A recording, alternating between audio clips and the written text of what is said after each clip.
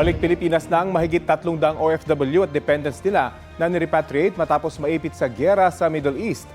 Sinalubong sila ni Pangulong Bongbong Marcos sa Villamor Air Base sa Pasay. Ang mga OFW nalula ng eroplano galing Saudi Arabia, Bahrain, Kuwait at Qatar.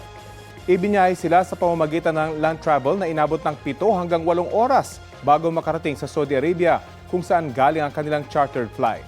Ang pangako ng gobyerno, lahat sila ay makatatanggap ng post-repatriation services gaya ng financial assistance, employment facilitation at livelihood capital.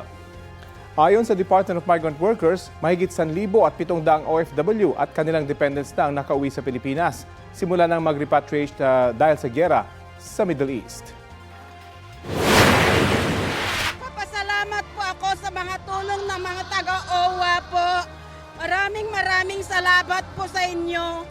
Ako po ay napauwi po dahil sa kaguluhan sa Kuwait po. Natatakot po ako sa pasabog po. Kaya maraming salamat po at nakauwi ako dito sa Pilipinas po. May mga DMW, Migrant Workers Office, OWA, in partnership with the DFA, na mga land crossings kasi sarado ang airspace in Kuwait, in Bahrain, and limited or restricted ang airspace sa Qatar. So it was a land crossing effort. It took about, on average, about 7 to 8 hours to get to Riyadh, Saudi Arabia.